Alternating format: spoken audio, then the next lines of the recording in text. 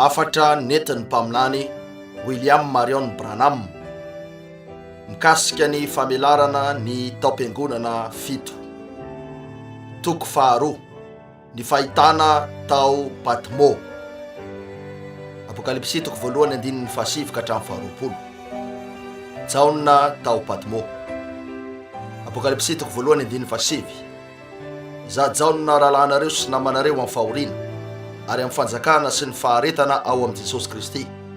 Dia tao amin'nosy atao hoe Patmo noho ny tenin'Andriamanitra sy ny filazana an' Jesosy Kristy. Reto fahitana mifanesy ny amin'ny fanambarana ny maizy an' Jesosy Kristy reto dia nomena ny Jaona raha mbola natao sesitany tao amin'ny nosy Patmo izy. Io nosy kely io dia 50 kilometatra eo miala amin'ny sistan'ny Azia Minora eo amin'ny ranomasina Ege. Nosy feno vatovato sy menarana feno androngo sy maingoka ka tsy nisy lanjany firy ara-barotra dia nampiasain'ny Empira Romanina ho tranomaizina higadrahan'ireo tena navanin-dratsy, ireo gadra politika sy ny sisa. Atsikaritra ianareo fa nanondro ny tena no rahalahy amin'ny fahoriana teo amin'ny Kristianina ny Jaona. Fa fotoana nandalovan'ilay fiangonana voalohany fanenjehana mafy teo, tsy vitany hoe nitenenina ratsy tety sy teroa ihany ny fivavahan'izy ireo, fa natao hatranomaizina sy ny vonoana mihitsy ny olona. Jaona teto tore maro hafa no napahoriana ka natao hatranomaizina noho ny tenin'Andriamanitra sy ny filazana an' Jesosy Kristy. Noho ny voasambotra izy, sasapony ireo izay nitady hafaty azy tao amin'ny menaka mangotraka nandritra ny 420 ora. Desitra mafy ireo mpiandraikitra teo nefa tsy navany zavatra ka nanameloka azy ho an'ny Patmo toy ny mpanahody. Nomba azy anefa Andriamanitra dia voatahiry izy ka niala teo amin'ilay nosy dia niverina tao i Jesosy izay nanohizany maha-pastora azy mandra-pahafatiny. Naharitra 2 taona ny fahitana voarainy Jaona, ny taona 5 sy 9 taorian'i Jesosy Kristy. Io ny tena mahavariana indrindra tamin'ireo fahitana rehetra hita ao amin'ny teny. Nosoratana tamin'ny endrika avokoa ilay boky, ka izay no antony isian'ny tsikera sy ny ady hevitra maro eo aminy. Na dia izany aza, eo amin'io ny tompo-kasen'Andriamanitra. Izay no maneho fa marina izany no sady misy lanjany tsy arefesina ho an'izay rehetra mamaky sy miaino an'ireo pejiny masina. Voatsindry ny fanahy tamin'ny andron'ny Tompo. Apokalipsy toko voalohany andininy 20. Voatsindry ny fanahy tamin'ny andron'ny Tompo aho ka nare feo mahery teo ivoako toy ny feo an'ny trompetra. Voatsindry ny fanahy aho. Tsy mahafinaritra tsotra izao va zany? Tiako zany. Azo lazaina tsotra izao fa ireo tenin'ireo mihitsy no hery manosika ny fiainana kristianina.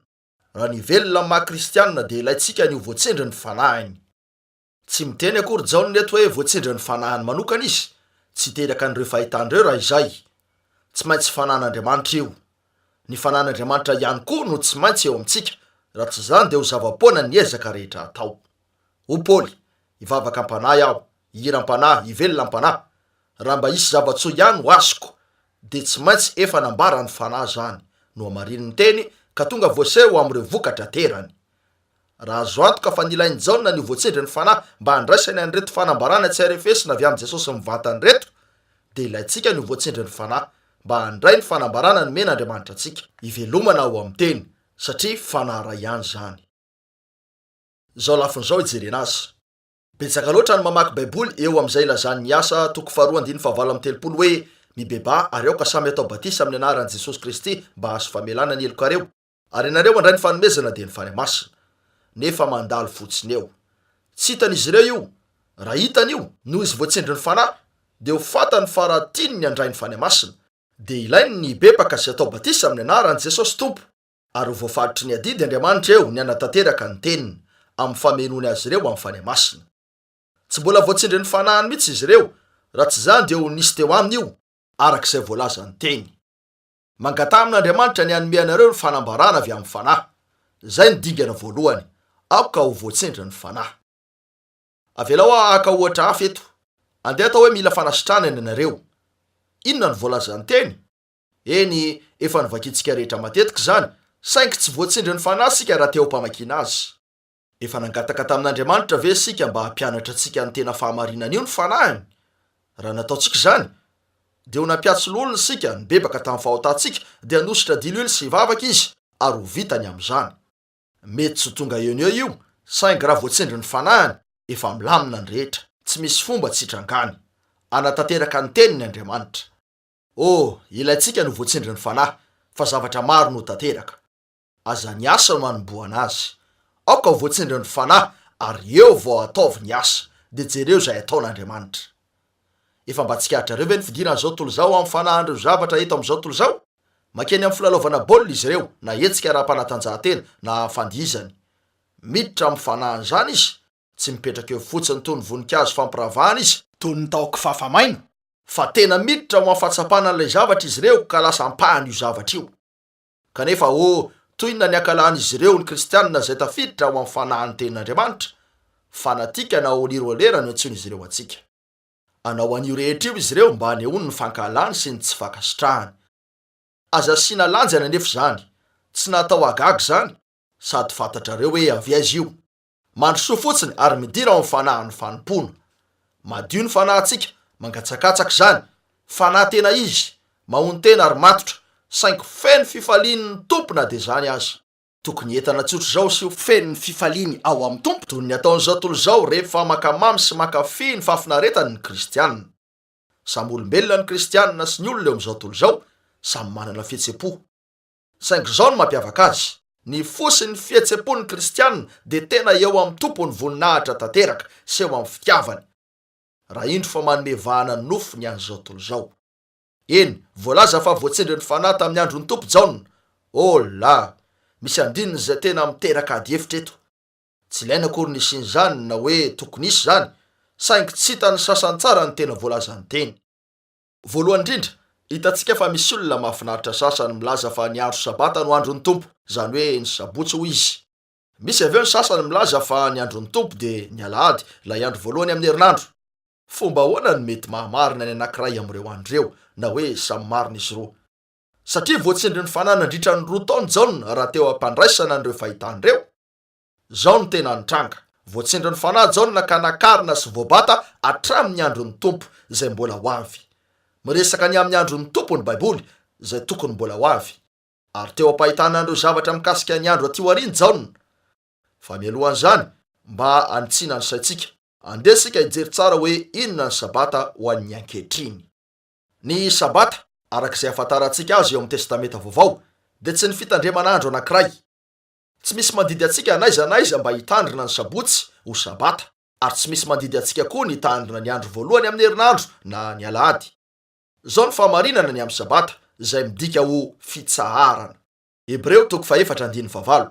Fa raha Josoany nanome azy fitsaharana na andro fitsaharana, dia tsy mba ho nilaza andro hafa izy taorian'izany, koa de mbola misy fitsaharana, fitandremana ny sabata ho an'ny olon'Andriamanitra. Fa izay niditra tao amin'ny fitsaharany, de izy koa no nitsahatra tamin'ny asany tahaka an'Andriamanitra tamin'ny azy.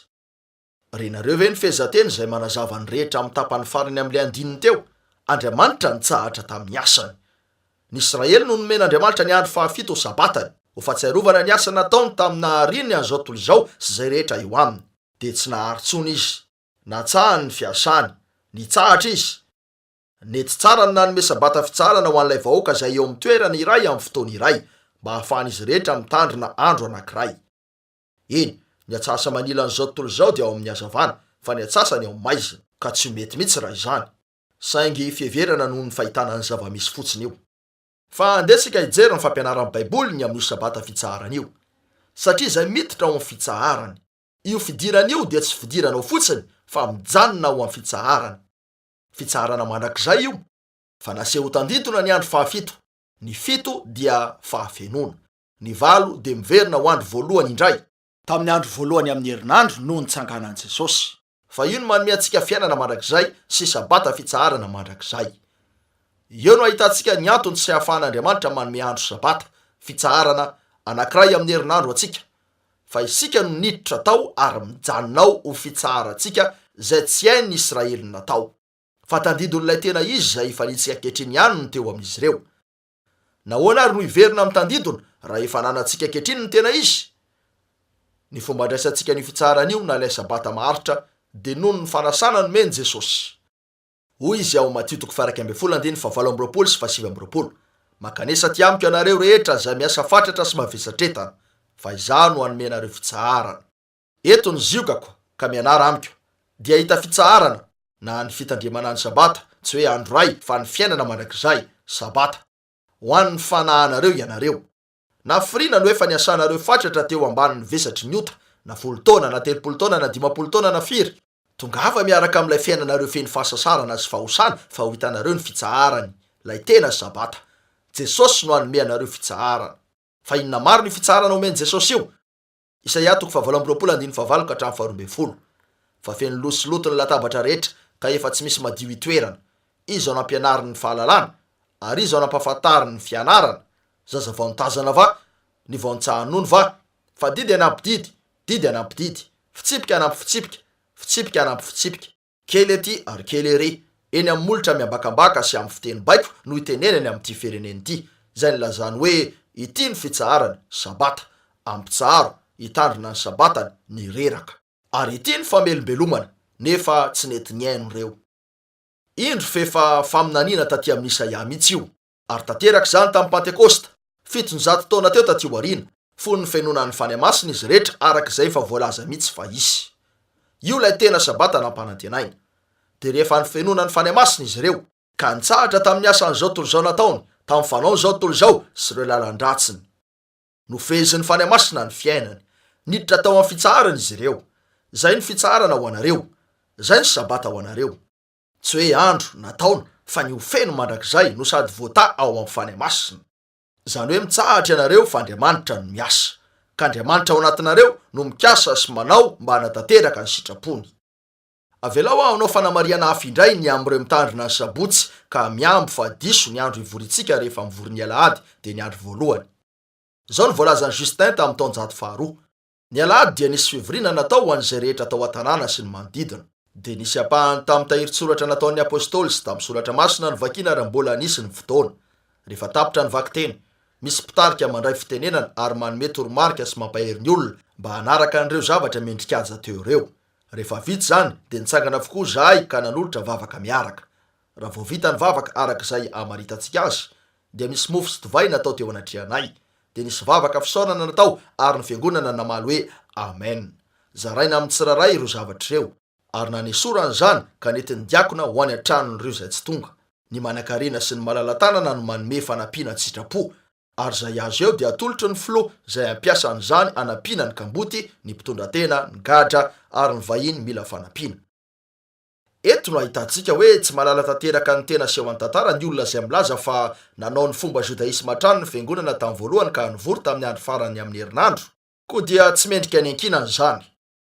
Raha afaka keo any mantsy ny olona ka hita ny fitsaharan'io. Misy antso mitady an'io fitsaharan'io ampony rehetra, saingy tsy mahita valiny ny ankamarony. Koa dia miezaka izy ireo ny ampangina an'io antso io amin'ny fomba mpivavahana mikasika ny fitandremana ny andro anankiray, na ny fanarahana ny fanekemponono ny anaram-piangonana na ny dogma. Saingy tsy naomby zany, ary maro ny manandrana zava-pisotro, ny fisotroana sy ireo fitondran-tena rehetra tsy zaka amin'ny fieritreretana fa ny fahafinaretan'izao tolozao no azahoana karazana fahafa-po. Tsy misy fitsaharana nefa ny am'toy ireny. Mifoky izy ireo de mihina-panafody ampitony ny ozany, saingy tsy ao amin'ny ranom-panafody eto an-tany no misy ny fitsaharana. Jesosy no ilain'izy ireo, fanafody avy any an-danitra no ilainy, de ny fitsaharany fanahy. Makany am-piangonana ny alahady avy eo ny akamaron'izy ireo. Tsara zany, fa na de eo azy zany, de tsy fantatr'ireo olon'ireo akory ny fomba anatonana n'Andriamanitra sy ny fomba ivavahana aminy. Nilaza Jesosy fa ny tena fivavahana dia amin'ny fanahy sy ny fahamarinana. Jaona 4:4. Karazam-pivavahana ahoana nefa no hitantsika any amin'ny fiangonana zay tsy malala firy ny amin'Andriamanitra ka manisy dadabe Noely amin'ny Krismasy na ny bitro ny Paska. Taiza no nahazon'izy ireo an'izany? Tamin'ny fanompo-tsampony nahazony an'io, de nampidiry no isany fampianaram-piangonana. Raha misy olona mitodika amin'ny tompo anefa ka ny fenona ny fanamasina, de hitsahatra amin'ireo karazan-javatra rehetra eo izy, misy fitsaharana ao amin'ny fanahiny. Manomboka velona marina izy ka tia n'Andriamanitra sy mivavaka aminy. Andesika hiverina amin'ilay soratra masina ananantsika eto. Fantatsika fa tsy andro ny tompo zany. Raha tsy sabotsy io na alahady, de inona ary? Zao ary no ilazantsika azy. Azo antoka fa tsy zao ny andro ny tompo. Andron'ny olona ankehitriny. Ny ataon'ny olona no hita, ny asan'ny olona, ny fiangonan'ny olona, ny fiheveran'ny olona ny amin'ny fivavahana, ny an'ny olona avokoa. Satria kosmos tontolon'ny olona no misy. Fa avy ny andro ny tompo. Zany tokoa. Fa tamin'io fotoana ny sy ny fanambarany Jesosy Kristy io fotsiny no nakary ny fanahy Jaona ka nybatainy ny fanahy hatreo amin'io andro lehibe zay ho avy io. Isy ny andro ny tompo rehefa tapitra ny andron'ny olona. Ireo fanjakana misy eo amin'ity zao tontolo zao ty dia ho lasa fanjakan'ny Andriamantsika. Ny andron'ny tompo dia ilay fotoana ilatsahany fitsarana, ary aorian'izany vao tonga ny milenium. Amin'izao fotoana izao ataon'izao tontolo izao zay tiany atao amin'ny kristianina, omeny an'ireo karazana anaran-dratsy rehetra eo zimbazimbainy. Ho avy anefa io andro lehibe sy be voninahitra io zay ampitomany sy ampidradradratra azy ireo, satria ho tonga amin'ny fahatezerany ilay zanak'ondry ka hitsara n'izao tontolo izao. Amin'ny andro iarahan'ireo olo-marina amin'ny tompony izany, satria ho dorana ny ratsy fanahy, ka ny olo-marina no anitsaka ny lavelony raha hiditra ho ao amin'ny milenium. Malakia 7:20, ary ho itsahanareo ny ratsy fanahy fa ho lavelona eo ambanin'ny faladianareo izy amin'ny andro zay ho tendreko, hoy ny tompony maro. Lay feo toy ny tropetra. Apokalipsy 1:10, ka narivo feo mahery teo ivoako toy ny feon'ny tropetra. Voatsindry ny fanahy Jaona, ary tamin'ny fotoana io hitany ny andron'ny Tompon Jesosy zay lehibe sady mahafinaritra sy ny herin'ny masina rehetra. Efa voambara ny zavatra ho avy satria efa niomana ny ampianatra azy Andriamanitra. Tsy nilaza Jaona hoe tropetra io, toy ny tropetra zany. Eny, rehefa tsofina ny tropetra dia zavatra maika ny tianambary eo, toy ny mampilaza vaovao, ilay hiraka alefan'ny mpanjaka zay makeo amin'ny olona. Tsofina ny tropetra, antso maika zany, mivory iainy ny olona, ny Israely tamin'ny feo an-tropetra trano ny angonany, misy zavatra manan-danja tombotra. Eno zany, i feo io ary dia nanana antso maika toy zany ihany, tahaka ny eo amin'ny tropetra. Mazava sy mafy io, manaitra sy mamoa. Andre ny feo an'Andriamanitra toy ny an'ny tropetra ane sika amin'izao andro zao, satria tropetra ny filazantsara zay mamoaka teny faminaniny io, mba handraisantsika fampitandremana sy hanomana antsika ny am'izay azo ny tany. Bakeo ny anoratra. Apokalipsy 1:10, nanao hoe zao no alfa sy omega, ny voalohany sy ny farany, ary zay zavatra hitanao dia soraty eo amin'ny boky ka ampitondray ho any amin'ny fiangonana fito any Azia, dia ho any Efesosy sy Smirna sy Pergamosy sy Teatira, Sardisy sy Filadelfia ary Laodikia. Zay ary lay izy, lay voalohany sy farany, lay alfa sy omega, zany hoe ny rehetra, lay ten'Andriamanitra tokana, lay feo sy lay tenin'Andriamanitra, atombotra lay tena fahamarinana marina. Lehibe tokoa zany hoe voatsindry ny fanahy. Ny eo amin'ny fanatrehan'Andriamanitra ka mandry azy ny teny. Zay zavatra hitanao dia soraty amin'ny boky ka ampitondray any amin'ny fiangonana fito. Lay feo namoaka ny teniny tao amin'ny Saedena sy teo amin'ny tendrombohitry Sinay, lay feo re ihany koa tamin'ny voninahitra magaga teo amin'ny tendrombohitry Vatare no nanako ndray mandeha indray. Fa tamin'ity dia ho an'ny fiangonana fito niaraka tamin'ny fanambaran'i Jesosy Kristy feno sy farany zany. Soratiny fahitana ry Jaona, anao fitahirin-tsoratra zany ho an'ireo taona ty aoriana, fa ireo ny tena faminaninany amin'izay tsy maintsy ho tanteraka. Soraty zany ary aparitao, ampahafataro. Nalalan'io feo io Jaona. Raha azy ianareo dia alalan'io feo io amin'ny fotoana iantsony. Lay fitoeran-jiro volamena. Apokalipsy 1:12, dia nitodika aho nizaha lay feo niteny tamiko, koa rehefa nitodika aho dia nahita fanaovan-jiro volamena fito. Tsy nilaza Jaona fa nitodika izy mba hizaha lay olona andrenesan'ny feo, fa nitodika izy mba hizaha lay feo. Tiako zany, nitodika izy mba hizaha lay feo. Iray sady mitovy ihany lay feo sy lay olona. Jesosy dia lay teny. Jaona 1:11-7, tamin'ny voalohany ny teny, ary ny teny tao amin'Andriamanitra, ary ny teny dia Andriamanitra. Izy dia tao amin'Andriamanitra tamin'ny voalohany. Izy no nahariana ny zavatra rehetra, raha tsy izy dia tsy nisy nahariana zao zavatra ary zao na dia iray aza. Raha vitanareo marina ny hita ny teny, dia hitan'ny Jesosy ianareo. Rehefa nitodiko Jaona dia nisy fanaovan-jiro volamena fito hitany. Fitoeran-jiro izy ireo raha ny tena marina, ary araka ny 120 fiangonana fito izy ireo. Rehefa fanaovan-jiro fito efa hitanao dia ny fiangonana fito. Raha ny anehoana ny fiangonana dia sarotra ny anao an'io labozia. Mirehitra ny labozia saingy vetivety, dia tsy mirehitra intsony avy eo, maty zany, ho tapitra eo ny aminy. Fa ny fitoeran-jiro no manana toetra maharitra zay tsy ananany labozia. Raha te hahita endrika tsara ny amin'ny fitoeran-jiro ianareo, dia vakio ny hita ao amin'ny Zakaria 4:1-9. Ary niveriny lay anjely ny resaka tamiko ka namoa, toy ny olona foazy lamitory. Dia hozy tamiko, inona no hitanao? Aroza, hitako fa indro misy fanaovan-jiro tena volamena, ary ny fitoeran-diloilony dia eo atapony. Ary ny lela fanaovan-jiro ny fito kosa dia eo aminy, ary misy fantsona fito avy amin'ny isan'ny lela fanaovan-jiro zay eo atapony, ary misy azo oliva roa eo anilany, ny anankiray eo ankavanany fitoeran-dililo ary ny anankiray eo ankaviany. Dia niteny tamin'ilay anjely ny resaka tamiko aho nanao hoe, inona moa re tompoko? Ary lay anjely ny resaka tamiko dia namaly ka nanao tamiko hoe, tsy fantatrao va ireo? Fa hoza, tsy tompoko. Dia namaly izy ka nanao tamiko hoe, zao ny tenin'ny tompo tamin'ny Zerobabely, tsy amikery na mipatanjahana fa mifanaky ho ny tompony maro. Misy fitoeran-jiro hafa vita tamina volamena madio eto. Mirehitra mazava io satria feno dililo avy amin'ireo hazo oliva roa izay eo andaniny roa. Reo hazo roa reo dia maneho ny testamenta taloha sy vaovao, ary mazava ho azy fa maneho ny fanamasina ny diloilo izay antokana afaka hanome ny hazavan'Andriamanitra amin'ny olona. Zao ny voalazan'ilay anjely resaka tamin'i Zakaria raha ny votoatiny. Zao hitanao zao dia midika fa tsy afaka hanatanteraka ninninina amin'ny heriny na amin'ny tanjany fiangonana fa amin'ny fanamasina. Ankehitriny andinika an'io fitoeran-jiro isika. Atsikaritra anareo fa misy fitoeran-diloilo lehibe iray eo na fitehirizan-diloilo izay iraisan'ireo sapan-jiro fito mivoaka eo aminy. Io fitoeran-diloilo io dia feno menaka oliva izay mikorina eo amin'ny lahan-jiro fito natao eo amin'ireo sapan-jiro fito. Diloilo iray ihany no mirehitra sy miteraka hazavana eo amin'ny tendron'ireo fantsona fito. Tsy maty mihitsy io jiro io. Mandraraka diloilo ao amin'ny fitoeran-diloilo hatrany ny mpisorona. Narehitra tamin'ny fomba niavaka ny fitoeran-jiro. Zao aloha, ny mpisorona ny naka-afo avy teo amin'ny alitara masina izay narehetry ny afon'Andriamanitra tany am-boalohany. Areny alohan'ny rehetra ilay fitoeran-jiro teo ambonin'ny fitoeran-diloilo. Avy eo areny ny fitoeran-jiro faharoa avy amin'ny lafon'ilay fitoeran-jiro voalohany. Ny fitoeran-jiro fahatelo dia nandray ny afony avy amin'ilay fitoeran-jiro faharoa. Mandray ny azy avy amin'ilay fahatelo toy izany ny faefatra, ary toy izany ihany mandrapirehitra ny fitoeran-jiro fito rehetra. Io afo masina avy amin'ny alitara io izay nafindrafindra avy amin'ny fitoeran-jiro amin'ny fitoeran-jiro dia tandidona tsara mihitsy ny amin'ny fanamasina teo amin'ny taom-piangonana fito. Ilay narotsaka voalohany tamin'ny Pentekosta, narotsaka amin'ny vatana avy tamin'i Jesosy izay teo amin'ny rakotra fanaovam-panavotana no nandrakotra ny fiangonana nandritra ny taona fito rehetra. Sady maneho amin'ny fomba tanteraka fa Jesosy Kristy no tsy miova masina io ary mandrakizay. Le Andriamanitra tsy miova mihitsy amin'ny maizy azy sy amin'ny fanaony. Ao amin'ny Jaona 5:12 o Jesosy, zany voaloboka ary ianareo ny sampany. Izy no foto-boaloboka izay mivoaka avy amin'ilay fototra voalohany, avy amin'ilay voa voalohany izay nanana ny aina tao aminy.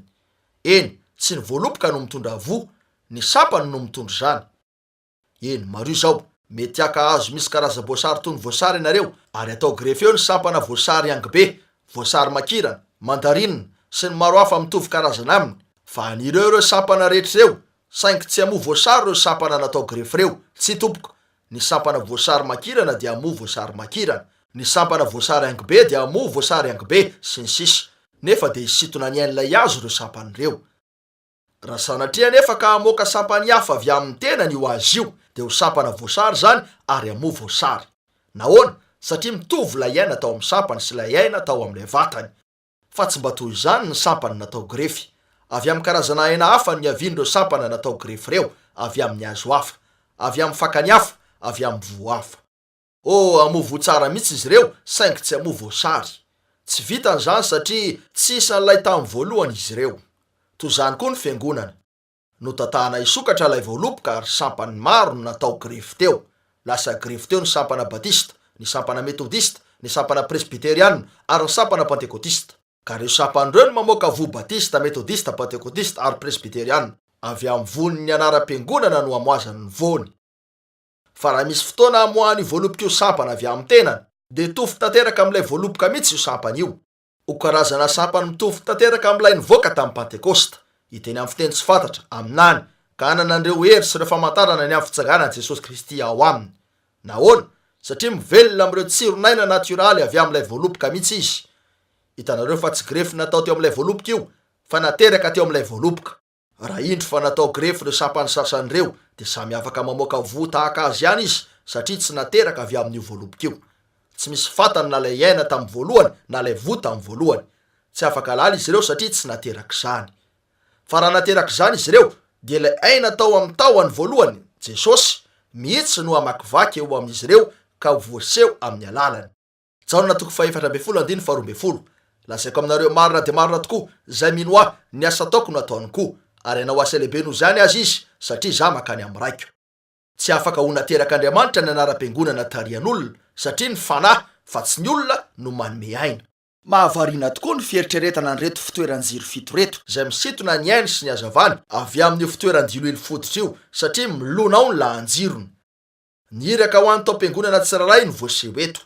Arehetry ny fanamasina ny fiainana, ny lahan-jiro, ny fiainana, no efa natsopoka ao amin'ny Kristy. Amin'ny alalan'io lahan-jiro io no isontonany ny ainy Kristy mihitsy ary avy amin'izany no amoahany azavana eo amin'ny fiangonana. Karazana azavana ahoana ary nomeny?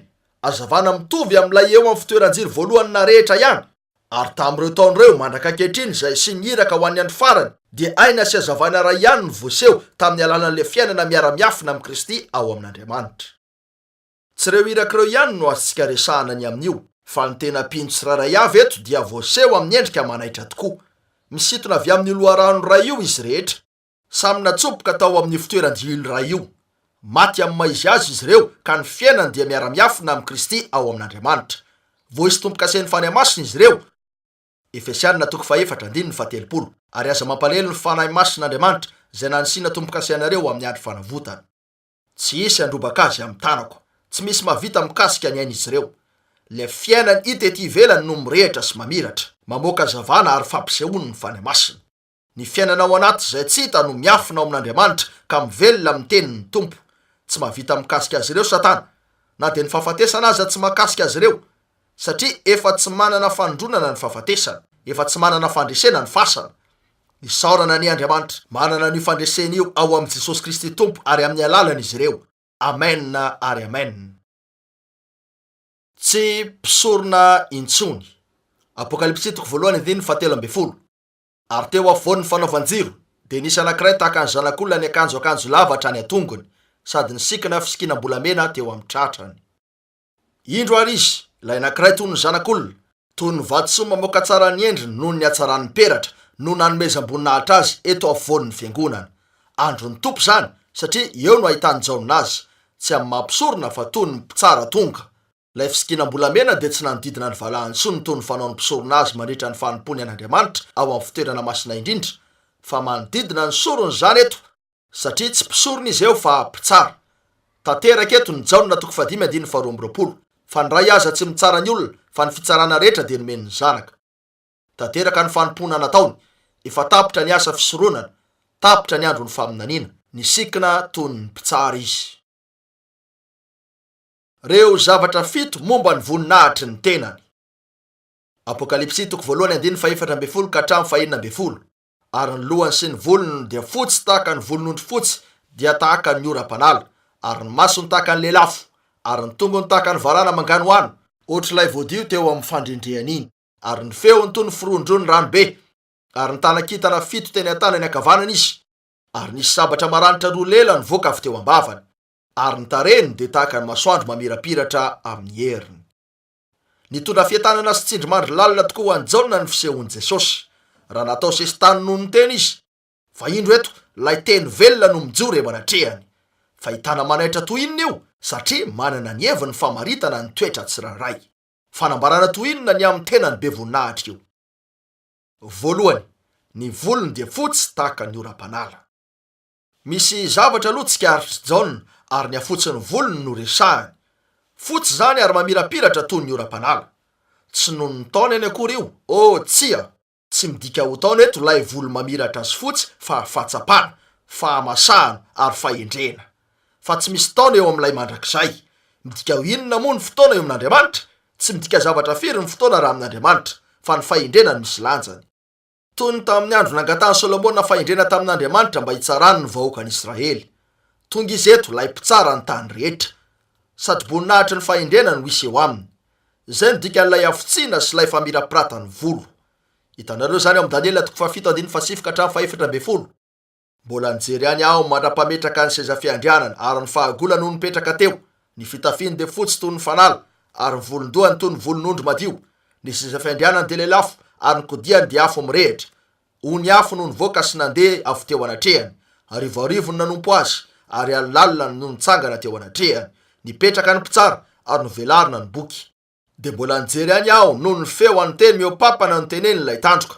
Eny nijery aho ambara-pamono ny biby, ka nilevonina ny tenany, ary natao teo amin'ny afo mirehitra izy. Ary ny amin'ny biby sasany dia nisorona taminy ny fanapahany. Efa nalavainy ihany ny andro iainany, mandra-pahalany ny andro sy ny fotoana. Ary mbola nahita tamin'ny fahitana tamin'ny alina ihany aho. Ary indro nisy toy ny zanak'olona avy tamin'ny raony lanitra, ary nakeo amin'ny fahagolo izy, dia napanakekeny teo anatrehany, ary nomena fanapahana sy voninahitra ary fanjakana izy, mba alpony ny foko-pirenena sy ny firenena ary samihafa fiteny rehetra azy. ary ny fanapahana dia fanapahana mandrakizay ka tsy ho tapaka, ary ny fanjakany tsy ho rava. Zay ary ilay izy nahita azy fotsy volo Daniel, izy ilay mpitsara namelatra ny boky sy ny tsara azy ireo arak'izany. Nahita azy avy tam'rao any Daniel, izay mihitsy no hitany Jaona, mitovy mihitsy ny nahitan'izy roa azy.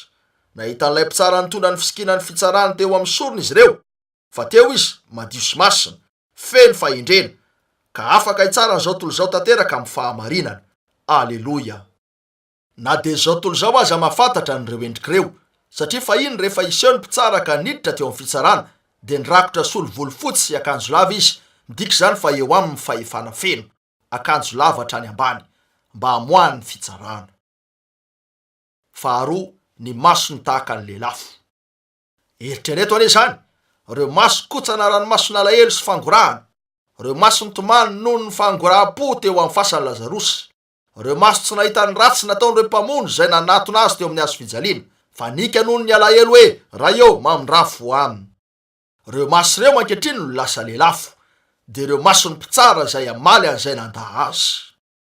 Teo amin'ny fihetsem-po rehetra mety izy sy amin'ny maha olona, zao ny tena nisy teo aminy fony izy niseho tamin'ny zanak'olona azy, nitomany matetika izy. Kanefa tao ambadiky ireny tomany sy fahoriany ireny, mbola teo ihany Andriamanitra. Ireo maso nahita fahitana, nahatazana ny lalina tao amponin'ny olona, ka namaka ny fisainany sy nahalala an'ireo fiheverany samihafa. Avy tamin'ireo maso mety maty ireo no nivoahany fijerin'Andriamanitra, izay niteny mafy an'ireo izay tsy nahalala azy arak'izay naizy azy. Raha tsy mino ianareo fa zano izy, dia ho faty amin'ny fahotanareo ianareo. Jaona 4:24. Raha tsy manao ny asan'ny raiko aho, dia aza mino aho. Fa raha manao aho ny asan'ny raiko, na dia tsy mino ahy azy ianareo, dia mino ny asa. Jaona 4:30. Tahaka ny Jeremia tamin'izany, mpaminany nitomany matetika izy, satria tsy noraisin'ny olona ny tenin'Andriamanitra ary nataony ankilabao ny fanambarana. Ireo maso ny mpitsara mirehitra lelafo ireo no hoe mampiraketana ny fiainany nofo rehetra ankehitriny, mamakivaky ny tany rehetra zany, ary tsy misy miafina aminy. Fantany fa niriany fosiny fikasana rehetra, tsy misy miafina izay tsy aseho, fa ny zavatra rehetra dia miariary eo anatrehan'ilay tsy maintsy atrehantsika. Hevery zao, fantany na dia ny fisainanareo ankehitriny aza. Eny, eo izy amin'ny mahampitsara sy ny maso mirehitra mba hanome ny fitsarana. Tapitra ny androm-pahasoavana. Hibebaka ane ny olona ka hitady ny tavany ao amin'ny fahamarinana raha mbola fotoana, mba iondanan'izy ireo eo an-tratrany alohany andevonany an'izao tontolo izao amin'ny afo. Fahatelo, ny tongony tahaka ny varahana. Ny tongony tahaka ny varahana mangano any, ohatr'ilay voadio teo amin'ny fandrendrehany iny. Fantatra noho ny amafiny miavaka ny varahana, ary tsy misy zavatra azo afangaro aminy mba ampalemy azy. Fa ity varahana namaritana ny tongony ity dia mahavarina kokoa noho izany, satria nahazaka ny fizahan-toetra ny fandrendrehana mamay, dia fizahan-toetra izay tsy mbola nandalovan'izanisa. Ary tena marina zany, satria midika ho fitsaran'Andriamanitra ny varahana, fitsarana ny tonon'Andriamanitra ka notanterahiny. Jaona 4:7. Ary tahaka nanandratany Mosesy ny menarana tany anefitra, no tsy maintsy anandratana ny zanak'olona, mba hanana fiainana marak'izay izay rehetra mino azy. Fa toy izao ny tiavan'Andriamanitra zao tontolo izao, nomeny ny zanany latokana mba tsy ho very izay rehetra mino azy fa hanana fiainana marak'izay. Fa Andriamanitra tsy naniraka ny zanaka ao amin'izao tontolo izao hanameloko zao tontolo izao, fa mba hamonjeny zao tontolo izao. Izay mino azy dia tsy elohy, fa izay tsy mino kosa dia efa voaheloka raha teo, satria tsy nino ny anarany zanaka latokan'Andriamanitra izy. Ary zao ny fanamelohany, fa tonga amin'izao tontolo izao ny mazava, nefa leo ny olona ny maizina noho ny mazava, satria ratsy ny asany. Nomeri 2:20-7. Ary ny tompo tamin'i Mosesy, manaova menaranafo ka antony amin'ny hazo lava, ary zay rehetra voakaikitra dia ho velona raha mijery zany. Dia nanao menarana varahany Mosesy ka nanatona azy tamin'ny hazo lava, ary zay olona voakaikitry ny menarana ka nijery ilay menarana varahina dia velona. Nanota ny Israely, tokony ho tsaraina ny ota. Koa dia nandidy any Mosesy Andriamanitra mba hametraka menarana varahana eo amin'ny hazo lava, ary na iza mijery dia vovonjy ny amin'ny famaizana noho ny otany. Naneo nendriky ny ota tao amin'ny saedena ny menarana varahana teo amin'ny hazo lava, dia ilay namitaha ny menarana ny Eva ka nampanota azy. Maneo fitsarana ny varahana toy ny hita eo amin'ny alitara varahana izay ilatsahan'ny famaizana noho ny ota amin'ilay fanatitra eo ambonin'ny alitara. Rehefa nitsarain'Andriamanitra ny Israely noho ny otany tamin'ny andro ny Eli, dia nosakana ny sisiny ranonorana ary ny rehetra toy ny varahana ny lanitra. Eny, raha ny endrika misy eto, hitantsika fa maneo ny ota efa voatsara ilay menarana eo amin'ny hazo lava, satria varahina no nanaovana azy. Ka maneo fefa nilatsaka teo amin'ny ota ny fitsaran'Andriamanitra. Noho izany, niza nijery ale menarana teo amin'ny hazo lava ka nanaiky ny nanaovana azy toy izany de sitrana, satria io no asa-panavotana avy amin'ny Tompo tamin'izany.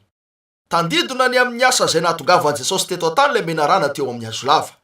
Tonga nofo izy mba hitondra eo amin'ny tena ny fitsaran'Andriamanitra noho ny ota. Vita tamina varahana matevina ny foditry'ilay alitara fanaovana fanatitra, zay anehoana fefa vovony talohana ny renana zao toy izao ilay zanak'ondry. Efa nilatsaka teo aminy fitsarana na de mbola tsy teo aza ny mpanota. Avy amin'ny Tompo tanteraka ny famonjena. Ary izy rery no nanitsaka ny famiazany divay ny fireta ny fahatezeran'Andriamanitra. Tonga jaky noho ny rany tena ny fitafiny. Ny firehetry ny fandrendren'ny fitsarana marina sy ny fahatezeran'Andriamanitra no anjarany. Izy, lay marina, no niaritra ho an'ny tsy marina. Ianao ny mendrika ary zanak'ondrin'Andriamanitra satria ianao no nividy anay tamin'ny rahanao. Voalefina noho ny fahatsotsika izy, no torotoronina noho ny elontsika izy. Ny famaizana nazoantsika fihavanana no namelezana azy. Ary ny dikapaka taminy no nasitranany antsika. Nataony Tompo niatra taminy avokoa ny elontsika rehetra. Ory tahaka izay tsy mbola nisy olona ny zakany toy izany. Mbola tsy teo amin'ny hazo fijaliana izy, de fa nilatsaka betony rano dinitra teo amin'ny vatany, tao amin'ny fahoriana mafy no ilay fijaliana niandry azy, ka nisaraka ny rà tao amin'ny lalan-drany. Lioka 2:24. Ary fadiranovana izy, ka de nivavaka mafimafy kokoa, ary ny dininy de tahaka ny rano potrapotraka tamin'ny tany. Fa ho eto an-tany ireo tongotra varahandreo ndray androany, ompo tsara ny tany rehetra izy, ka hitsara ny olombelona amin'ny fahamarinana sy ny fahatanterahana. Ary tsy misy hafa miala amin'io fitsarana io, tsy misy hafa iodina amin'io fahamarinana io, tsy misy mavita ny ampitony an'izany. Zay tsy marina de mbola anao ny tsy marina ihany, zay maloto de mbola hialoto ihany amin'io fotoana io. La tsy miova de tsy hiova amin'io fotoana io, satria tsy mbola niova izy ary tsy hiova mihitsy. Anitsaka ny fahavalo ireo tongotra varaha. Amodika ny Kristy io, de ilay bibidia sy ny sariny ary zay rehetra ratsy eo imasony. Opotehany ireo rafi-pivavahana zay tsy nanao afa-tsy nandoto ny anarany, ary hitsahany miaraka amin'ny Kristy. Ny ratsy fanahy rehetra, ireo tsy mino ny fisian'Andriamanitra, ireo arapopa, ireo modernista, ireo hoe malalatsaina, samy ho eo avokoa. Ny fahafatesana, ny elo ary ny fasana dia ho eo. Eny ho eo izy ireo, satria rehefa ho tonga izy dia ho velarina ny boky. Eo ny fotoana isehoan'ny fiangonana matimaty sy ny Virjina 10. Ampisaraka ny ondry amin'ny osa izy, anapaka ny fanjakana izy rehefa ho tonga, satria azo zany. Ary isy alinalina hiaradia aminy, de ny Ampakarina, zay tonga mba hanompo azy. Voninahitra. Ataovy ankehitriny zany na tsisy intsony, mibeba alohany hoe tara loatra. Mifo azy ary mialay eo anivon'ny maty, ka tadiavo Andriamanitra mba ho feno ny fanahiny. Raha tsy zany ianareo dia ho diso fiainana mandrakizay. Ataovy zany ankehitriny raha mbola fotoana mety. Fahefatra, ny feony toy ny firondrony ny ranobe. Ankehitriny maneo inona ny rano? Enony ao amin'ny Apokalipsy 7:15. Ny rano efa hitanao dia olona sy vahoaka betsaka sy firenena maro ary samy hafa fiteny. Ny feony de toy ny firondrony ny olona maro miteny. Inona zany? Fitsarana io. Marina tokoa. Zany de ny feo an'ireo vavolombelona maro, zay nijoro sy nampiseho an'i Kristy tamin'ny alalan'ny fanahy masina nandritra ireo taona rehetra ireo, ka nitory ny filazantsarany. Ho feo an'ny olona tsiraray izay hitsangana amin'ny fitsarana ka hanohitra ny mpanota, zay tsy nandray ny fampitandremana zany. Ore mafy sy mazava ny feo an'ireo iraka Fito amin'izany. Ireo mpitory-teny mahatoky zay nitory ny hery ny famonjeny Jesosy, zay nitory ny batisany rano amin'ny anaran'i Jesosy, zay nitory ny famenoany ny fanahy masina sy ny heriny. Reo zay nijoro tamin'ny teny kokoa no zay mety ho fiazonany ainy. Izy rehetra eo no feo an'i Jesosy Kristy tamin'ny alalan'ny fanahy masina tamin'ireo taom-piangonana rehetra ireo. Jaona 7:20. Nefa tsy ho an'ireo ihany no angatahako, fa ho an'izay mino akoho no ny teniny. Efa mba nieritreretinareo ve hoe mampatahotra tohinona ho an'ny olona iray ny mizotra ka tsy afa-mandositra eo amin'ny rano misy atsana? Eritrereto ankehitriny zany firondrony zany, raha indro izy io fa miamanakaiky ny tena iafarany. Ho toy izany mihitsy ny avininy ny andro fitsarana, rehefa nameloka anao ny firondrony ny feon'ny olona marobe noho ny tsy firarahinao talohan'ny fotoana. Mitandrema tsara manomboka ankehitriny, satria ny fisainanao amin'izao fotoana izao dia voarakitra ao an-danitra. Aneny mafy kokoa noho ny teninao ny fisainanao eo, tahaka ny fariseo izay niamby mafy tamin'ny vavany kanefa tsy nihain'ny Tompo, de indro fa lasa simba sy niaratsy ny fony, ka tonga teo amin'ny hoe tara loatra. Ary mety ho antsy faranao koa ankehitriny mba hianonao miteny sy andraisanao azy ho fiainana mandrakizay. Ho tara loatra rehefa ho eo akaikinareo ny firondron'ny feo any fitsarana maro sy ny fanamelohana. Saingy efa tsikaritra moa ny mampalefaka sy mampitony ny feondrano. Tiako ny manjono, ary tiako ny makeo amin'ny toerana izay misy rano manonja mora sy manako.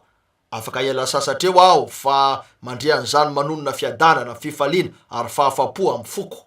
Faly tokoa fa manana ny vato fantsika eo amin'ny seranany fiadanana, eo amin'izay tenenany feo any tompo ny fiadanana.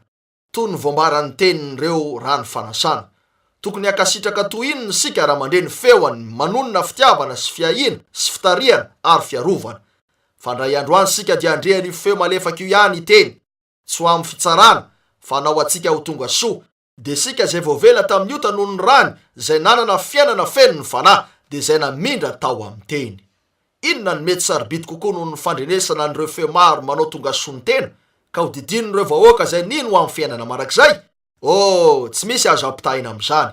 Mangataka aho mba handrenesanareo ny feoany, ka tsy hanamafoy ianareo fa handray azo toy ny mpanjakanareo. Raha mba hitanareo fotsiny matsy zany, fa rano namotika an'izao tontolo izao, nefa io rano io ihany namonjy ny Noa sy namonjy ny tany rehetra ihany koa ho an'ny Noa. Ino ny feoany? Ny feoan'ireo mpanompony, raha miantso amin'ny fibebahana sy ho amin'ny fiainana izany. 5. Teny an-tanany ankavanana nisy kintana fito. Ny tana kintana fito teny an-tanany ankavanana izy. Mazava ho azy fa fantatsika avy amin'ny 120 ny tena dikany kintana fito. De ny zava-miafina ny amin'ny kintana fito, de ny anjely ny fiangonana fito. Iraka. Tsy afaka anao fatosoana mihitsy sika eto satria nandikany io atsika izy. Reo kintana fito reo de ny iraka ho an'ireo tao mpiangonana fito ny fanesy. Tsy natsona tamin'ny anarana izy reo, voalaza fotsiny fa fito zany, anankiray ho an'ny taona tsiraray. Tamin'ny taonan'ny Efesosy hatramin'izao taona ny Laodikea izao. Nitondra ny hafatra ny fahamarinana teo amin'ny olona ny iraka tsiraray. Ka tsy diso mihitsy tamin'ny fiazonana ny tenin'Andriamanitra ho amin'ny tao mpiangonana manokana nisy azy io. Nifikitra teo amin'izany izy rehetra, nitoetra matoky teo amin'ny fahitsiny manoloana n'ilay hazavana nisy tamin'ny voalohany izy reo. Raha indro ny taona tsiraray fa nianala lavitra n'Andriamanitra. La irany mahatoky no namerina n'io taona io ho amin'ny teny. Avy amin'ny tompo ny herin'izy ireo, raha tsy zany dia tsy ho vitany ny hanohitra ny onja.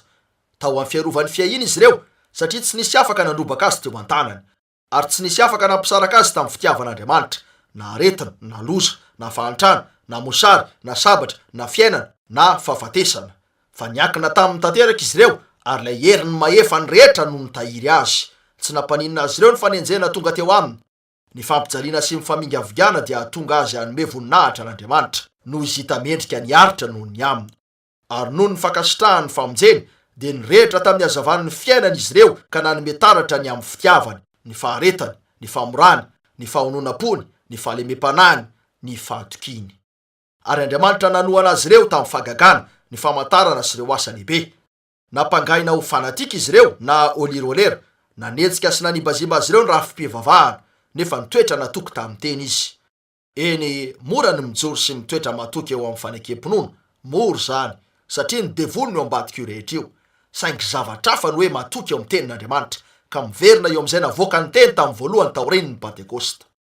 Nisy lehilahy laza tamiko voatsela fa ny fiangonana katolika romanina ny tokony ho tena fiangonana marina, satria nijanona natoky tamin'izay ninony tamin'ireo taona rehetra lasa izy, sady nitombo isa-trano nefa tsy niova.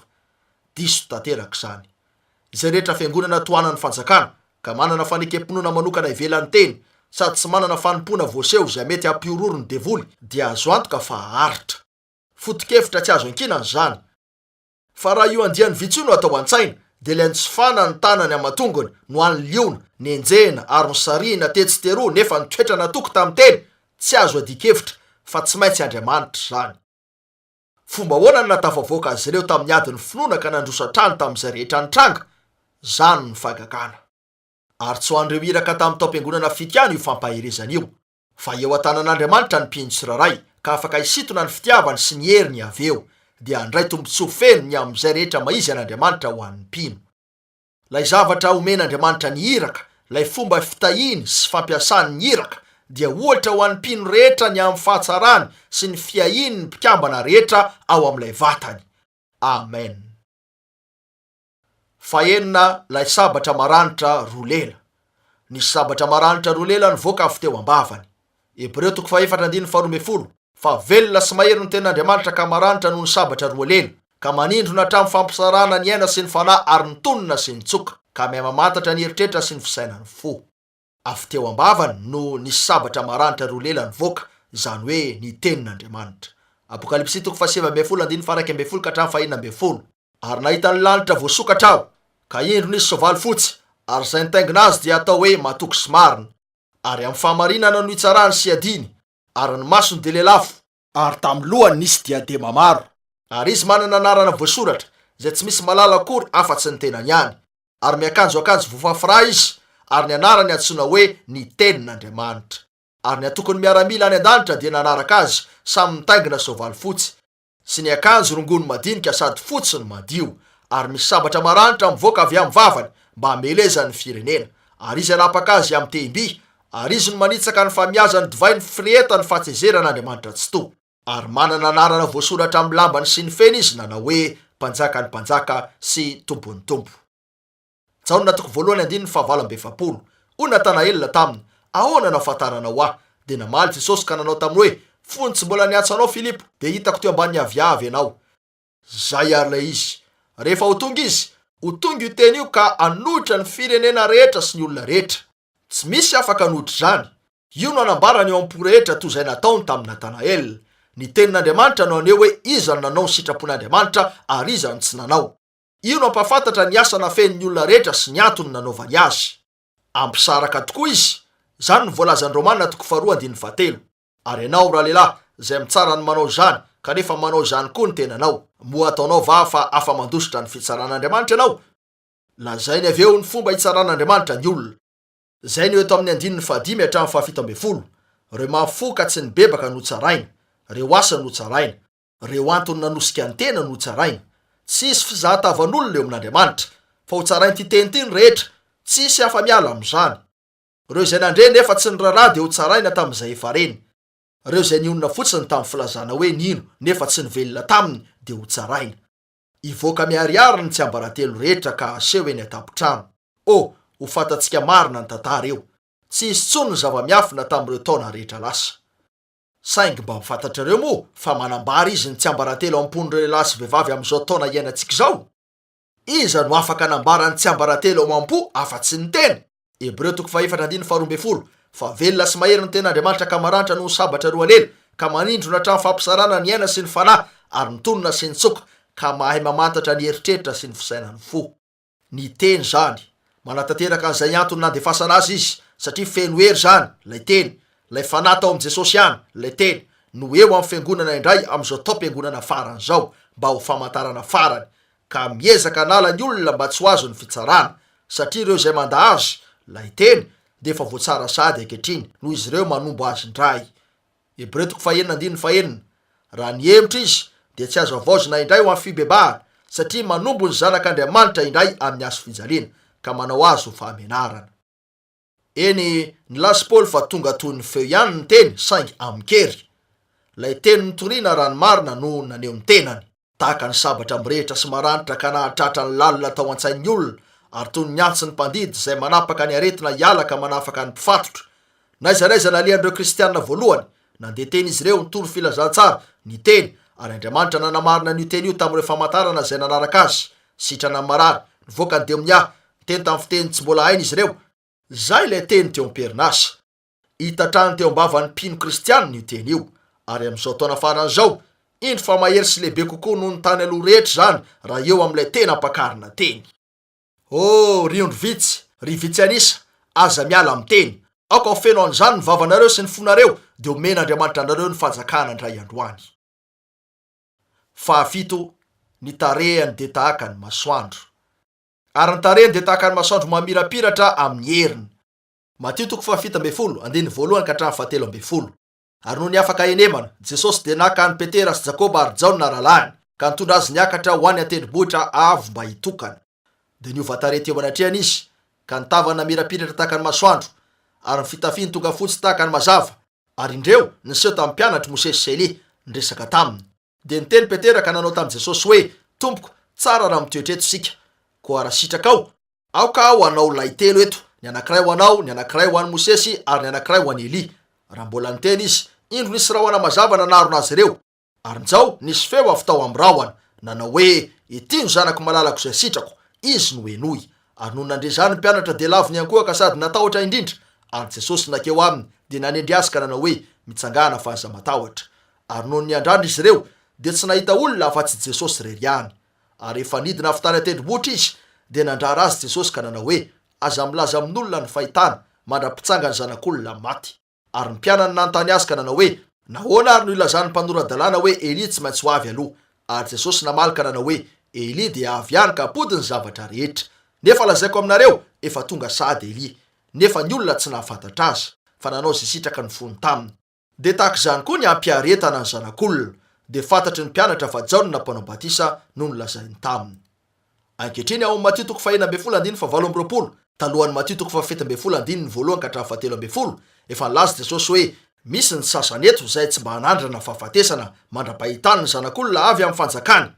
Ary izay indrindra no hitan'ireo apôstôly telo nilamina ny amin'ny fiaviany faharoa. Nahita azy niova tarety eo amin'ny tampo tendrombohitra izy ireo. Ny fitafiny tonga fotsy tahaka ny mazava, ary ny tavany namirapiratra tahaka ny masoandro amin'ny tena heriny. Ary teo ny sehony fa samy teo anilany Mosesy sy Elia ho toy izany mihitsy ny fiaviany indray. Marina fa Elia tsy maintsy avy aloha ka merina ny fony zanaka, ny Ampakarina, amin'ny ray, dia ny fampianarany teny apôstôlika. Malakia 7:17-20. Indro, izaho aniraka ny Elia Mpaminany ho aminareo, dia tsy mbola tonga ny andron'ny tompo ilay lehibe sady matahotra. Ary izy apody ny fony ray ho amin'ny zanaka, ary ny fony zanaka ho amin'ny ray, fandrao avy aho amely ny tany amin'ny fandriganana. Efa firenena ny Israely, efa miorona tsara, manana ny tafiny izy ankehitriny, ny mpiatsambony, ny momba ny fifandraisana, ny sainam-pireneny sy ireo rehetra mahakasika ny firenena. Saingy mbola misy soratra masina ho tanteraka, dia ilay hoe na isy firenena azo atao indray miteraka. Isaia 4:25. Ho avy tsy ela io andro io, efa nitsimoka ny aviavy, miandry ny Mesia ny Israelita. Io mpiandrasana azy ary efa hifarana ny fiandrasan'izy ireo. Ateraka indray ara-panahy ny Israely, satria ho voambara aminy tsy ela ny hazavany sy ny fiainany. Ao amin'ny Apokalipsy 2:17. Ary ny tanàna dia tsy mba mila masoandro na ny volana mirapiratra aminy, fa ny voninahitry'Andriamanitra no manazava azy, ary ny zanak'ondro ny fanazavana azy. Jerosalema vaovao io. Ho ao amin'io tanàna io ilay zanak'ondry, ary noho ny fanatrehany dia tsy misy ilana jiro, tsy posaka sy amiratra ny masoandro eo, fa izy ny masoandro sy hazavana eo. Izy tenany andeha ao amin'ny hazavany izay firenena hiditra ao. Tsy fahaly venareo fa eo amintsika izany andro izany, nahita ny fiaviany io andro io Jaona, endoko tombo Jesosy eo avy faingana. Malakia 7:17-20. Fa indro avy ny andro, mandoro tony ny fatana fandoroana izy, ary mipirere rehetra sy ny mpanao ratsy rehetra dia ho vodivary, ka dia andoro azy ny andro izay ho avy, hoy ny tompony maro, ka tsy asiany miangana na ny fakany na ny sampany, ary hiposaka aminareo izay matahotra ny anarako ny masoandro ny fahamarinana, manana fanasitranana ao amin'ny elany, ary hivoaka ianareo ka hifaly avanja toy ny zanakombo mifahy, ary hotsahanareo ny ratsy fanahy, fa ho lavenina eo ambanin'ny faladianareo izy amin'ny andro izay ho tendreko, hoy ny tompony maro. Eto indray ary ilay izy, ilay masoandro mamirapiratra amin'ny heriny rehetra. Ny heriny famirapiratana zanak'Andriamanitra eo anivon'ny fanaovanjiro volamena fito. Eo izy, ny mpitsara, dia ilay niaritra sy maty ho atsika. Nalainy teo amin'ny tena ny reriny ny firehetany fahatezeran'Andriamanitra. Izy rery no nizaka ny famiazany divay ny firehetany fahatezeran'Andriamanitra.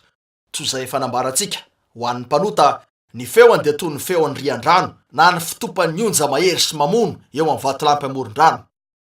Ho an'ny olona masina kosa, toy ny hira malefaky ny rano mikorina izay azo ialana sasatra tsara ny feony.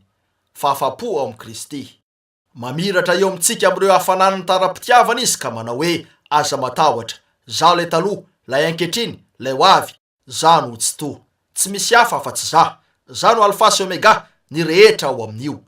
Izy no lilia eny an-dohasaha, ilay kitana fitarika andro mamiratra. Izy no tsara indrindra noho ny alinalina ho an'ny fanahiko. Efa tombotra io andro lehibe io, ary posaka ny masoandro ny fahamarinana, manana fanasitranana eo amin'ny elany. Lay Kristy mpandresy. Apokalipsy 1:15-20. Ary nahita azy aho dia lavo ny ankoaka tahaka ny maty teo anoloan'ny tongony, fa izy nanendry ahy tamin'ny tany anakavanana ka nanao hoe aza matahotra. Zaho ny voalohany sy farany, dia ilay velona efa maty aho, nefa indro velona mandrakizay. Amen. Sady manana ny fanalahidiny, fiainatsita sy ny fahafatesana. Tsy misy olombelona afaka hazaka ny fiatraikany io fahitana io. Foana ny heriny rehetra, lafo teo anoloan'ny tongony toy ny maty Jaona. saingy nanendry azy tamin'ny mpitiavana ny tanany tompo, ary nisy feo feno fitahinana na hoe aza matahotra, aza torakofotra, zany voalohany sy farany. Za le velona efa maty aho, nefa indro velona mandrakizay. Inona ny tokony atahorana? Lay fitsarana ny latsaka taminy fony izy teo amin'ny azo fijaliana, tao am-pasana, tany amin'ny fiainatsika, zay ny fitsarana antsika. Nalainy tamin'ny fomba feno tanteraka ny ratra ny fahotana, koa dia tsy misy fanamelony intsony ary ho an'izay rehetra ao amin'ny Kristy Jesosy. Zao no antoka ho antsika, lay mpisolo vava antsika ihany no mpitsara antsika, sady mpisolo vava izy no mpitsara. Amin'ny mampitsara azy, hoy izy, afaka sika, tapitra zany. Tsy misy fanamelona intsony ary ankehitriny. Inona ary ny tokony atahoran'ny fiangonana? Inona ny teny fikasana tsy naseho anteo anatrehantsika? Nahoana izy io no atahotra ny famaizana na ny fahafatesana? Efa resy zany rehetra zany. Io ny mpandresy mahery, io le nandresy ny tontolo hita maso sy ny tontolo tsy hita maso. Tsy tahaka ny Aleksandra zay naresy an'izao tontolo zao tamin'ny 730 taonany, ary efa tsy nanan-javatra ho reseny intsony izy, dia maty resin'ny ota sy ny fiainana feno valotona. Sady tsy tahaka ny Napoleon zay naresy ny Eropa manontolo nefa de resy tao Waterloo tamin'ny farany, ka natao sesitany tao amin'ny OCLB, ka hitany fa resy ny tenany. Tsy misy afaka andresan'ny Kristy, lay efa nidina no niakatra ho amboniny rehetra eto, ary nomena azy ny anarana amboniny ny anarana rehetra. Eny, nandresy ny fahafatesana izy, ny fiainatsita ary ny fasana, ka ananany no zany ny fanalahidy. Zay vahany de voava, zay feheziny de voafe, tsy afaka iovy zany. Mbola tsy nisy mpandresy tany alohany ary tsy misy akoatra azy. Izy reriany ny mpamonjy, mpanavotra. Izy no Andriamanitra tokana, ary Jesosy Kristy tompo no anarany. Aza matahotra ary jaonona, aza matahotra riondro vitsy. Ny maizy rehetra, ianareo ny mpandovo zany. Anareo ny fahefako rehetra, anareo ny heriko mahefa rehetra, raha indro fa eo anivonareo aho. Tsy tonga hitondra tahotra sy faharesena, fa fitiavana seripo ary fahombiazana. Efa nomena ny fahefana rehetra, ary anareo no natao ampiasa zany. Tonono ny teny, fa izano anatanteraka azy. Zany ny fanekena nataoko, ary tsy ho diso mihitsy zany. Reo kitana fito sy reo fanaovanjiry fito. Apokalipsy 1:20. Ny zava-miafina ny amin'ny kitana fito zay efa hitanao teny an-tanako ankavanana, sy ny fanaovanjiry volamena fito. Ny kitana fito de reo anjely iraka tamin'ny fiangonana fito, ary ny fanaovanjiry zay efa hitanao de ny fiangonana fito. Efa hitantsika ny fahamarinan'ireo zava-miafina roa reo. Tsy mbola nambarantsika hoe izy reo iraka fito reo, nefa ataontsika miaraka amin'ny fanampian'Andriamanitra zany ary ho tanteraka io zava-miafina io. Fantatsika ny taona fito, voatanisa ao amin'ny teny izy reo, ary idirantsika tsiraray izy reo mandra-pahatonga antsika eo amin'izao taona farany ivelomantsika zao. Anompo maso kely fotsiny anefa sika raha eto ampamaranana an'izao toko zao. Ijery kely azy raha eo anivo ny fanaovanjiry volamena miaraka amin'ny kitana fito eny an-tanany ankavanana. Manaitra tokoa ny fahitana azy mijoro eo ao amin'ny Mahandriamanitra faratapony azy. Fa izy lay mpitsara, lay mpisorona, lay mpanjaka, lay voromahery, lay zanak'ondry, lay liona, lay alfa, lay omega, lay fiandohana sy lay fiafarana, lay ray, zanaka, fany masina, lay taloha, lay ankehitriny, lay hoavy, lay tsitoha, lay rehetra ao amin'ny rehetra. Indro izy fa eo, lay tompony sy mpanefa azy. Mielika io zanak'ondry io, noporofony ny famendrehany tamin'ny nandoavany ny famonjena antsika tamin'ny alalan'ny tenany. Indro fa eo izy eto miaraka amin'ny fahefany sy ny voninahiny rehetra, miaraka amin'ireo zavatra rehetra nankinina taminy amin'ny mahampitsara azy. Eny, indro izy fa eo anivon'ireo fitoeran-jiro, miaraka amin'ireo kitana eny an-tanany. Alina io, satria eo ny fotoana ampiasana ny jiro mba hanazava, ary eo koa no ahitana fa mamiratra ny kitana ka manome taratra ny hazavany masoandro. Fa maizina zany. Mandeha ampinoana ao amin'ny aizina ny fiangonana. Niala teto an-tany ny tompony, fa ny fany masina mbola mamiratra hatrany amin'ny alalan'ny fiangonana, manome hazavana eo amin'ity tontolo ratsy feno ota voahoziny ity, ary mamoaka taratra ny hazavany ihany koa reo kitany reo. Fa ny hazavany no hazavana tokana ananan'izy ireo. Maizina tokoa ny eo, atsika ara-panatoinina. Na dia izany aza, misy hazavana sy hafanana rehefa tonga eo anivontsika izy, de mandray hery ny fiangonana ka manatanteraka an'ireo asa nataony amin'ny alalany. Raha afaka nompo maso kely eo aminy tahaka ny jaonona mantsika, karazan'olona tokony hanao ahoana moa sika, de sika zay ijoro manatrehany amin'izany andro zany. Raha mbola tsy nomenareo azy ny fiainanareo, ampitodika ny fonareo amin'Andriamanitra ny ianareo amin'izao fotoana izao, ka andoalika eo amin'izay misy anareo, ary angataka famelana aminy noho ny otanareo, ary afo ny fiainanareo azy. Iezaka sika avy eo niara hiditra ny amin'ny taom-piangonana fito, ary ataontsika zany dia mangataka amin'Andriamanitra aho mba hanampy an'ity mpanompony tsy mahasoa ity mba hanambara ny teniny aminareo.